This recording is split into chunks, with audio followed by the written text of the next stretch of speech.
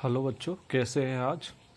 तो हम ये चैप्टर 13 कर रहे थे, तो इसी को हम कंटिन्यूअस करेंगे। चैप्टर 13 में magnetic effect of electric current ये हम देख रहे थे। और इसमें मैग्नेटिक अब हमने जो है कल या पहले हमने देख लिया है कि जो मैग्नेटिक फील्ड जो है वो क्यों डेवलप होगा, मैग्नेटिक फील्ड क्या होता है, मैग्नेटिक फील्ड लाइंस क्या होती है, अगर कोई एक कंडक्टर है तो उससे मैग्नेटिक फील्ड किस तरीके से डेवलप होता है। और दूसरा ये है कि यदि अगर straight current carrying conductor wire है तो उससे मैग्नेटिक फील्ड कैसे डेवलप होगा, और साथ में उसका जो डायरेक्शन यदि अगर हमें निकालना है कि मैग्नेटिक फील्ड का डायरेक्शन क्या होगा, तो मैग्नेटिक फील्ड का डायरेक्शन हम निकाल सकते हैं मैक्सवेल के राइट हैंड थंब रूल से। ये ध्यान दे, मैक्सवेल के राइट हैंड थंब रूल से। फ्लेमिंग का भी राइट हैंड रूल होता है, लेकिन फ्लेमिंग का जो राइट हैंड रूल होता है वो आपका जो जनरेटर के लिए इस्तेमाल होता है, ये ध्यान दे। तो मैक्सवेल का राइट हैंड थंब रूल है, ठीक है। तो अब हम यदि अगर मान लो पिछले बार हमने देखा कि यदि अगर एक वायर है, जैसे हमने एक वायर ले लिया था और वायर से मान लीजिए करंट जो है बाहर की ओर जा रहा, एक ऐसा कार्डबोर्ड लिया हुआ है और कार्डबोर्ड से होके ये हमें मालूम है कि कॉन्सेंट्रिक सर्कल टाइप का जो है मैग्नेटिक फील्ड डेवलप होता था, ठीक है। तो इस तरीके से मिलेगा। और यदि अगर ये आउटवर्ड डायरेक्शन में यदि अगर बाहर की ओर था तो इससे जो है एंटी क्लॉकवाइज डायरेक्शन में ये जो है मैग्नेटिक फील्ड बनता था, ठीक है भाई। तो ये तो हमने देख लिया था। अब हम एक काम करते हैं, ये जो वायर है इसको हम सर्कुलर फॉर्म में ले लेते हैं। अब मान लीजिए हमने एक वायर लिया, उसको बैंड करके इस तरीके से सर्कुलर फॉर्म में ले लिया, ठीक है भाई। ये सर्कुलर फॉर्म हो गया, ठीक। और इसको हमने करंट दे दिया, सप्लाई दे दिया, पॉजिटिव नेगेटिव पॉजिटिव नेगेटिव इस तरीके से दिया मान लीजिए। फिर यहाँ से हमने की ले ली, ठीक है। तो इस तरीके से हो जाएगा। अब यहाँ पे क्या होगा कि यदि अगर इस तरीके से यदि अगर हम करंट देते हैं तो करंट इस तरीके से सर्कुलर लूप में ऐसे पास हो जाएगा, ठीक है भाई। और तो हम क्या देखेंगे, एक बहुत इंपॉर्टेंट चीज़ ऑब्जर्व करने वाली रहती है कि यदि अगर इस तरीके के सर्कल लूप यदि अगर हम बनाते हैं तो इसमें क्या होगा कि एक जगह जो हम लूप के हर सेक्शन में क्या होगा कि एक अपोजिट मतलब एक डायरेक्शन में यदि अगर एक करंट जा रहा तो दूसरा एक ऐसा सेक्शन हो जाएगा, ये वाला एलिमेंट हो जाएगा जिसमें करंट का डायरेक्शन क्या होगा, अपोजिट होगा। आप देख रहे हैं यदि अगर इस और एन है ना, मान लीजिए हम आउटवर्ड ले रहे हैं तो इस वर्ड क्या हो जाएगा, एन वर्ड मान सकते हैं, ठीक है। इस तरीके से हो जाएगा। तो ये एक बहुत बड़ी जो है प्रॉपर्टी है सर्कुलर लूप में। स्ट्रेट वायर में आपने देखा था कि हम एक ही ऊपर जो ले रहे हैं आउटवर्ड ले सकते हैं या इनवर्ड ले सकते हैं। इसमें सर्कुलर लूप में दोनों चीज़ें आती है।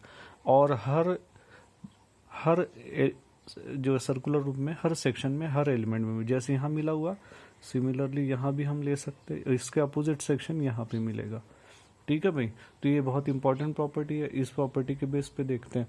अब यदि अगर हम जो है मैक्सवेल का जो है राइट हैंड जो हम मैक्सवेल के राइट हैंड हाँ थंब रूल से हम क्या देखते हैं कि यदि अगर ये करंट जो है ये आउटवर्ड हो रहा मान लीजिए, तो यहाँ पे इस तरीके से magnetic field circular concentric magnetic field बनना शुरू हो जाएगा, ठीक है भाई।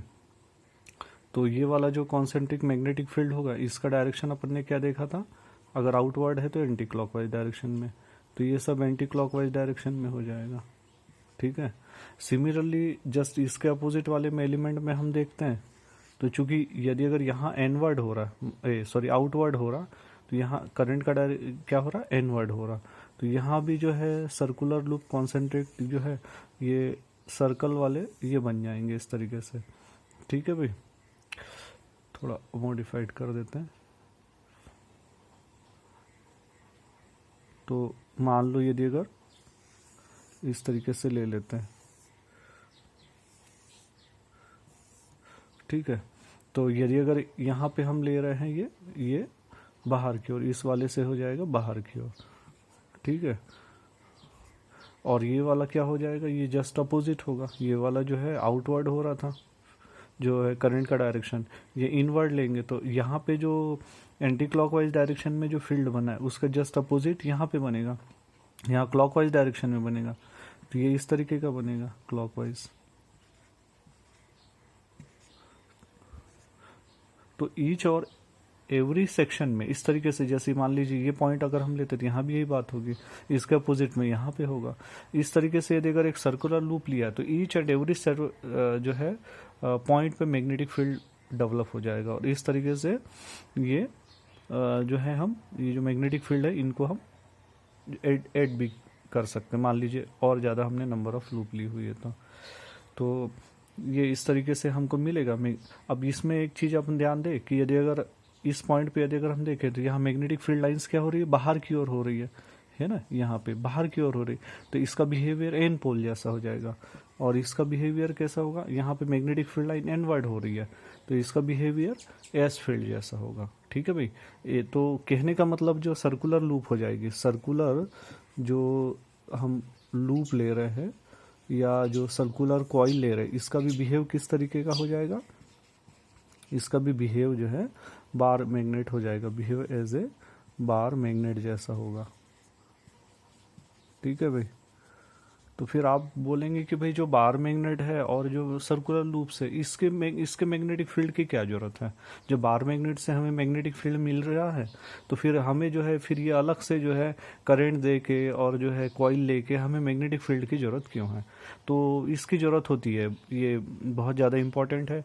एक तो बार मैग्नेट में जो आपका फिक्स मैग्नेट होगा, बार मैग्नेट जो है फिक्स मैग्नेट होगा। आप उसमें एक जो पर्टिकुलर अमाउंट होता है उससे ज़्यादा तो मैग्नेटिक फील्ड जो है आप नहीं ले पाएंगे, जितनी है स्ट्रेंथ उतनी की उतनी ही रहेगी। लेकिन इस वाले में यदि अगर आप मान लीजिए यहाँ जो मैग्नेटिक फील्ड डेवलप होता है वो जो गिवन करंट होता है इसके प्रोपोर्शनल होता है। ठीक है भाई, यानी कि आप यदि अगर ज़्यादा यहाँ पे करंट देते तो मैग्नेटिक फील्ड भी जो है ये ज़्यादा डेवलप होगा। तो एक तो ये फ़र्क होता है, मैग्नेटिक फील्ड की स्ट्रेंथ अगर हमें ज़्यादा चाहिए तो हम ज़्यादा करंट देते हैं। बट ये भी हमें ध्यान देना पड़ेगा कि जो कॉइल का रेजिस्टेंस भी सफिशिएंट हो। यदि अगर आपने पतला वायर लिया है और उसको ज़्यादा करंट देंगे तो वो भी मेल्ट हो जाएगा। इसीलिए आपने देखे होंगे अप्लायंसेस वगैरह में जो नंबर ऑफ जो कॉइल्स होती है उनकी संख्या ज़्यादा होती है। ठीक है, तो इस तरीके से ये वाले में फिक्स मैग्नेटिक इस वाले में जो मैग्नेटिक फील्ड होगा वो इंक्रीज होगा। इस वजह से हम जो है करंट देके जो है मैग्नेट बनाते हैं, जैसे कि फैन में बनाते हैं, मिक्सी में बनाते हैं, और भी बहुत सारे अप्लायंसेस में होता है। तो ये एक तरीके से आप ये देखें कि जो है ये एन और एस तो है ना टर्मिनल, यानी इसका भी बिहेवियर कैसा हो जाएगा, मैग्नेट जैसा हो जाएगा। दूसरा होता है यदि अगर हम नंबर ऑफ टर्न इंक्रीज कर देते तो मैग्नेटिक फील्ड क्या होगा, ये इंक्रीज होगा। तो वो कहलाता आपका solenoid. Number of turn if we